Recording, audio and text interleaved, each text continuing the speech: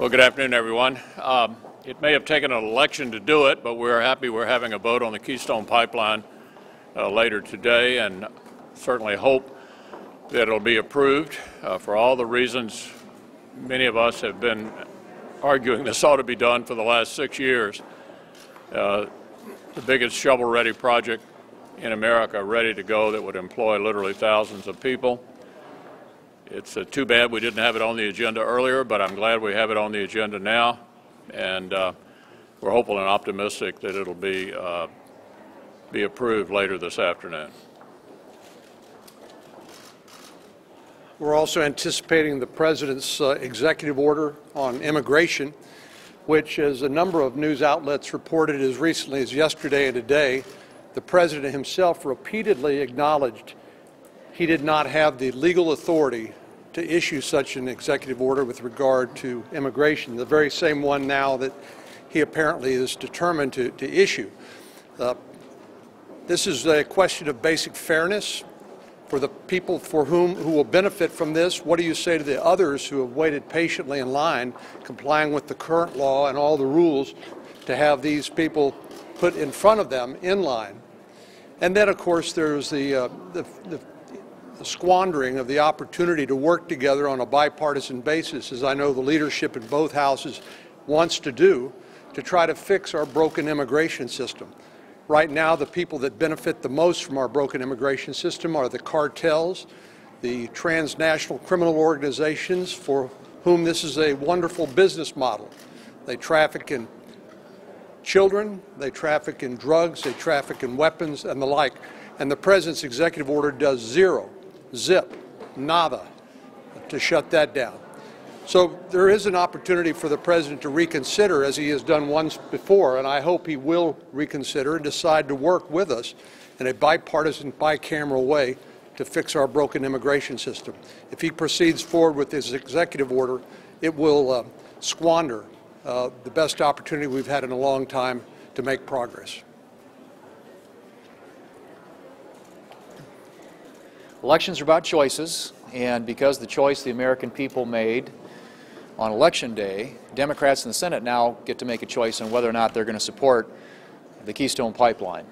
Something, as all of you know, that we've been advocating for a long time, and for obvious reasons. 42,000 jobs, according to the President's State Department, 5 environmental impact statements saying that it would have no or minimal impact on the environment, and obviously lessen the dependence that we have on foreign sources of energy. So it's a win-win for the American people, and the Democrats, Senate Democrats, and the President, all eyes around America are going to be on them in the next few days. We'll get the vote in the Senate tonight, and if it succeeds here, the President then will have to make a choice as well about whether or not he wants to sign into law something that will create a lot of jobs for people across this country, or whether or not he wants to listen to the extreme voices in his own party and go against something that the American people are clearly for.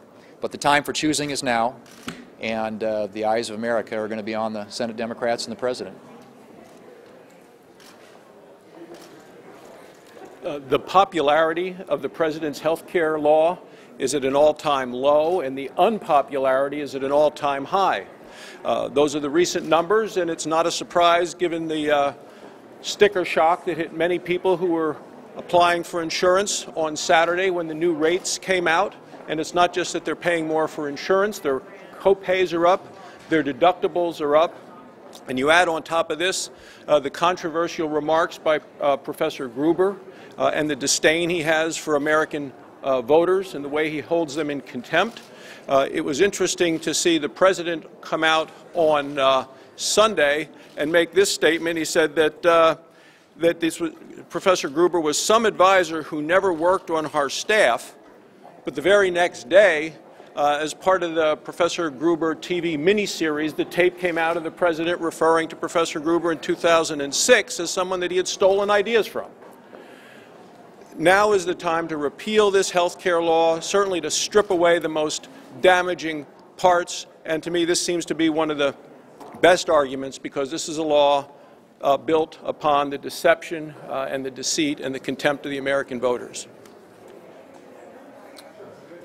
Hopefully the Keystone Pipeline becomes the first of what I think will be many examples where the president actually has to engage. In this case, he has to engage on a bill that the House has already passed. Hopefully the Senate passes it today.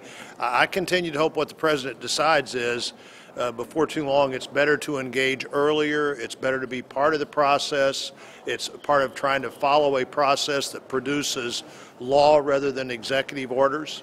The executive order on the border would be another reason for us to look at a bill that the House has already passed that just simply gives the Congress more tools. The Enforce the Law Act, enforce the law as written, work within the law, as the president clearly suggested not several times and not too long ago. He didn't have the authority to do what he says he's going to do this week, and not to use the regulating process in a way that hasn't been vetted. You know, when the FCC chairman challenges your position on net neutrality and says really not the right direction to go, when the SBA says the EPA ought to pull back a rule that they have proposed issuing, the administration is not doing its job, but the administration could do a better job working with the Congress to actually make this constitutional process work. Would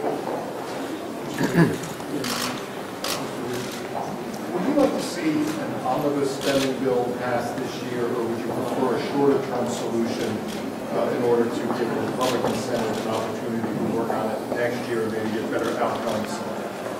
Yeah, we expect the House to go first, and I anticipate supporting whatever the House sends over. And so I think we're going to wait and see how the House chooses to handle this. You know, clearly, as Senator Cornyn pointed out, the president's made it a lot tougher to get off on the kind of bipartisan footing that I had hoped would get established this year, not to mention next year. But our goal is to fund the government. How long will be determined, I think, largely by the House majority in consultation with the Senate majority, and to avoid retroactive tax increases. I think those are the two important items here going into the end of this year. Dana? If the president does wave that red flag in the bull, as you might not do, what do you think the best way for Republicans to retaliate? I know you've had lots of discussion. Where are you right now? Well, I don't like words like retaliation. Look, the American people chose divided government. That's what we have for the next 2 years. In fact, that's what we've had for the last 4. And I think all of this inflammatory language is not helpful. Now, we want to make progress for the American people. It's my belief that a Congress entirely controlled by Republicans is more likely to make progress than what we've had for the last 4 years. Let me rephrase that. How do you fix it to make changes to the executive order since you all are obviously? Look, you know, for over 200 years, Congresses and presidents have gone back and forth over the funding process. This is not unusual. We have different priorities from what he has. At the end of the day, we have to work something out in order to make progress for the American people. Leader McConnell, is it appropriate to use the power of the purse when you're a majority leader to stop the president from taking these actions on immigration? It's always appropriate to use the power of the purse, but it's important to remember that the president has an important trump card. It's called the veto pen. So there will be ongoing negotiations in the various efforts to fund the government, both this year and next year, about priorities. This is not unusual. And we do have different priorities, and somehow we're going to have to work out things and make progress for the American people. I'll just say again, just because the American people elected divided government doesn't mean they expect us not to do anything. And we're not going to be able to get everything exactly the way we want it, and he's not going to be able to get everything exactly the way he wants it. That's why we have compromise. And we're going to do the best we can to try to change the direction of the country. We think the last 6 years have not been good for America. The only tool we have is the power of the purse. And so we'll have plenty of discussions in the course of the next year about our priorities and his. Thanks a lot.